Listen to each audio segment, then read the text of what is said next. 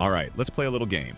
What do a healthy granola bar, a refreshing smoothie, and that low-fat yogurt in your fridge all have in common? They're marketed as healthy, and they're absolutely wrecking your blood sugar. And if you've got diabetes, or you're pre-diabetic, or honestly, even if you're just trying not to crash after lunch, these foods might be quietly undoing all your hard work. Today we're talking about the 10 foods that destroy blood sugar control. Some of these will shock you, and one of them? It's probably in your pantry right now. But before we dive in, let me hit you with a hard truth. Healthy does not mean blood sugar friendly. Let's start with a big one. Flavored yogurt. You've seen it. It's got fruit on the label, maybe it says low fat, or packed with probiotics. You think, okay, good for gut health, must be a smart choice. Wrong. That little container can have as much sugar as a slice of cake. We're talking 18 to 25 grams of sugar per serving. And most of that, it's not from the fruit, it's from added sugar and syrups blended in. Here's the trick. The low-fat versions remove the fat, but they add sugar to make it taste better. And what does that do? Spikes your blood sugar. Fast. So if you're eating yogurt thinking you're doing something good, check the label. Or better yet, go plain, go full fat, and add your own berries. Next up, granola bars. Oh man, the marketing on these things is sneaky. Words like whole grain, natural, energy, fitness, all slapped across the box like a health badge. But take a closer look, and what you'll find is a glorified candy bar. Most granola bars are loaded with high glycemic carbs, sugars, and even worse, high fructose corn syrup. Yeah, some have oats and seeds, but they're often held together by sugar, not nutrition. Your body sees it, digests it fast, and boom, blood sugar spike. The worst part? Because they're marketed as healthy, people don't think twice about eating them. You grab one thinking it's a better choice than chips, and in reality, it's just as disruptive to your glucose. Now let's talk about fruit smoothies. Sounds innocent enough, right? Fruit is good. A smoothie's healthy. But here's the deal. When you blend fruit, you remove the fiber structure that slows down how sugar is absorbed. That means you're drinking a cup full of fast-absorbing natural sugars. Yes, natural, but still sugar. And if you're adding juice as a base, now you've got a double whammy. Some smoothies contain up to 60 grams of sugar, and there's nothing to slow it down. So your blood sugar goes on a roller coaster ride, and your insulin? Working overtime. If you want a smoothie that won't wreck your levels, start with a base of unsweetened almond milk. Add some greens, half a banana, chia seeds, protein powder, and maybe a handful of berries. Keep the sugar low and add fiber and fat. All right, let's move on to a really sneaky one. Whole wheat bread. I know what you're thinking, but it's whole wheat. It has to be better than white bread, right? Yes, but only slightly. Here's the truth. Most store-bought whole wheat bread is still made with refined flour, and it can spike your blood sugar almost as fast as white bread. And the slices? They're often thick, oversized, and low in fiber, which means they hit your bloodstream quickly. If you're serious about blood sugar, swap the bread entirely for something like sprouted grain bread, low-carb wraps, or even lettuce wraps. Or if you can't live without bread, look for something with at least 5 grams of fiber per slice and no added sugar. Next up, breakfast cereals. This one should be obvious, but let's say it out loud anyway. Even the healthy ones are often sugar bombs. And yes, I'm talking about the ones labeled whole grain, or heart healthy, or even low fat. Read the label. Some cereals pack 20 to 30 grams of sugar in a single serving. And let's be honest, no one eats just one serving. Plus, most cereals are high glycemic, which means they raise your blood sugar quickly and leave you feeling hungry an hour later. If you need something quick in the morning, go for eggs, chia pudding, or even plain oatmeal with added protein. Anything but that box of lies in your pantry. Now that we've gone over some of the worst offenders, let me pause here. Because most of these foods, you've been told they're good for you. The marketing is slick. The labels are designed to make you feel like you're making the smart choice. But if you're dealing with blood sugar issues, you need to look past the marketing and Start looking at the actual ingredients. Now, remember how I mentioned there's a food often labeled diabetic friendly that's actually making things worse? Let's talk about that one. It's called sugar-free candy. Yep. Those little safe sweets you find in the diabetic section of the grocery store, they're often loaded with sugar alcohols like maltitol, sorbitol, or xylitol. And while these sweeteners don't spike your blood sugar as fast as regular sugar, they come with their own set of problems. For starters, some sugar alcohols still raise blood sugar, just more slowly. But the bigger issue, digestive chaos. A lot of these sugar alcohols don't digest fully, which leads to gas, bloating, cramping, and diarrhea. And here's the worst part. People assume sugar-free means safe, so they eat more of it. And before you know it, not only are you uncomfortable, but your blood sugar still ends up rising because you ate 4 pieces instead of 1. If you're going to have something sweet, you're honestly better off having a very small amount of real sugar with fiber and fat to slow the absorption than going all in on sugar alcohols. Now let's talk about something most people eat without thinking twice. Salad dressings. You're trying to be healthy. You make a salad. Then you reach for that bottle labeled fat-free ranch or light Italian. Sounds like a good idea, right? Wrong. A ton of commercial salad dressings are full of added sugars, preservatives, and inflammatory oils like soybean or canola. The fat-free versions, even worse. When manufacturers remove fat, they usually add sugar to boost the flavor. And you wouldn't think a couple tablespoons could matter, but they absolutely do. Some dressings have 5 to 7 grams of sugar per serving, and again, most people pour way more than 1 serving on their salad. Your best bet? Make your own with olive oil, vinegar, mustard, lemon juice, or use clean brands with no sugar and real ingredients. Okay, ready for another shocker? Crackers. You know, the ones that come in the beige box that says whole grain or multi-seed with a nice earthy logo on the front. Here's the deal. Most crackers are made with refined flours, cheap oils, and barely any fiber.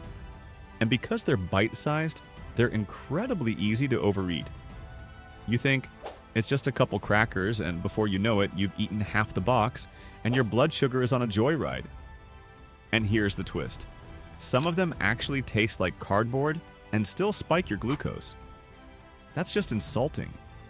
Instead, if you're craving something crunchy, try seed crackers with flax or chia, or better yet, veggie sticks with hummus or almond butter for protein and fat to balance it out.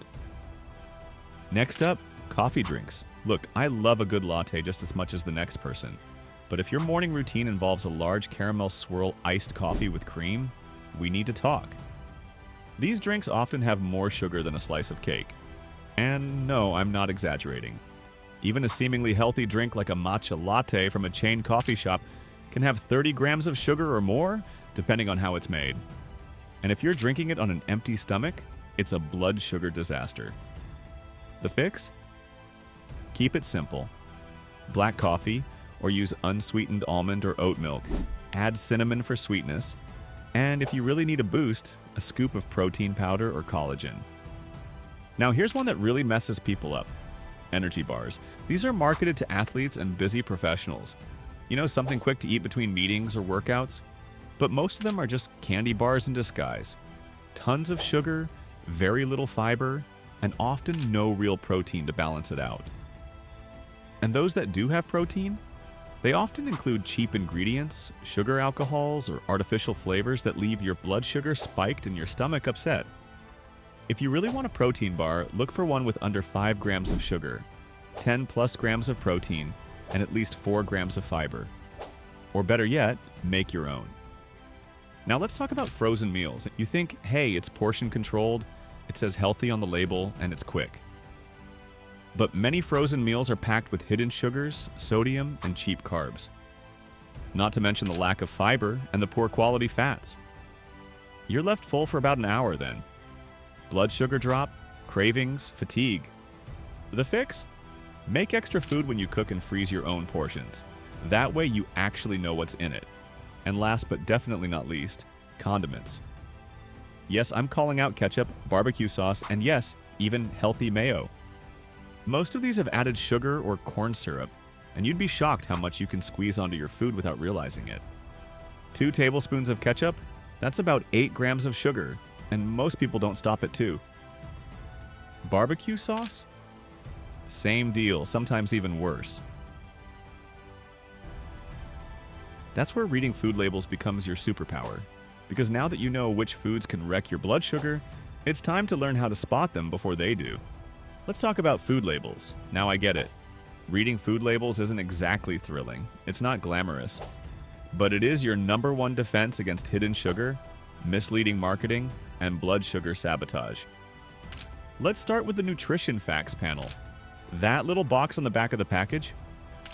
Yeah, it holds all the secrets. Here's the first number you want to look at. Total carbohydrates. But don't stop there.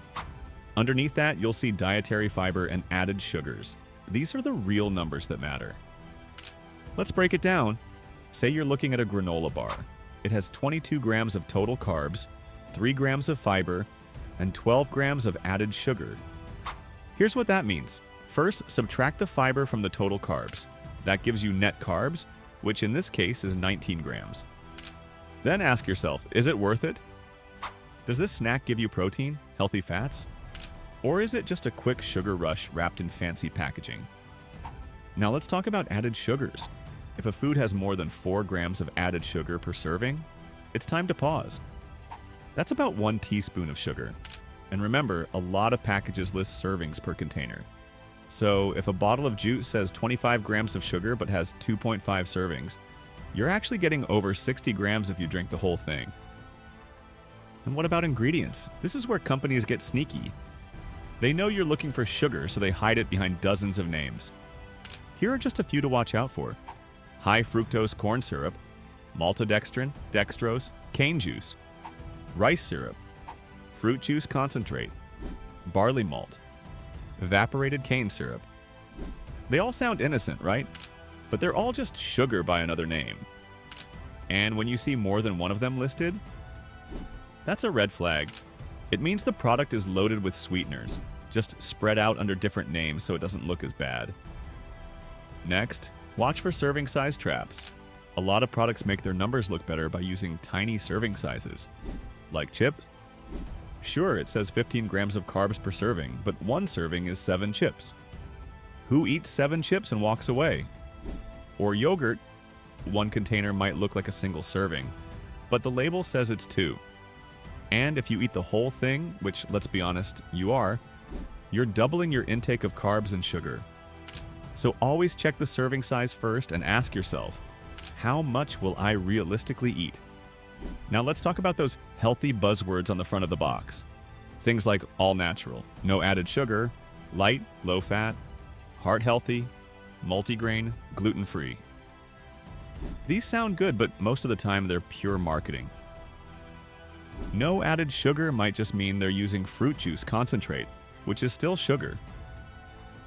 Low fat usually means they've added extra sugar or starch to make up for the flavor. Multigrain? That could mean a blend of refined grains, not whole grains. And gluten-free? Great for those with gluten sensitivity, but it doesn't mean low carb, low sugar, or blood sugar friendly. So don't trust the front of the package, the truth is always on the back. Now, let's pull it all together. Here's a quick step-by-step blood sugar blueprint label check. Start with total carbs. Subtract fiber to get net carbs. Look at added sugars, keep it under 4 grams per serving. Scan the ingredients list, watch for hidden sugars. Check the serving size. Be honest with yourself. Ignore the marketing. Focus on what's real. If a product passes all 6 steps, it's probably a decent choice. If it fails one or more, think twice. And hey, this doesn't mean you have to be perfect all the time. It just means you're being smart, aware, and intentional about what you're putting in your body. Because here's the truth. Diabetes is manageable. And making smart food choices is one of the most powerful tools you have. You don't have to be extreme. You don't have to cut out everything you love. But you do need to be informed. So next time you're in the grocery store, you'll know exactly what to look for and what to leave on the shelf. You'll stop falling for labels and start choosing foods that actually help you feel better, think clearer, and live longer. You're not just managing blood sugar, you're taking back control of your health. And that's what Blood Sugar Blueprint is all about. So if this helped you, make sure you hit the subscribe button, share it with someone you care about, and let's keep building smarter habits together.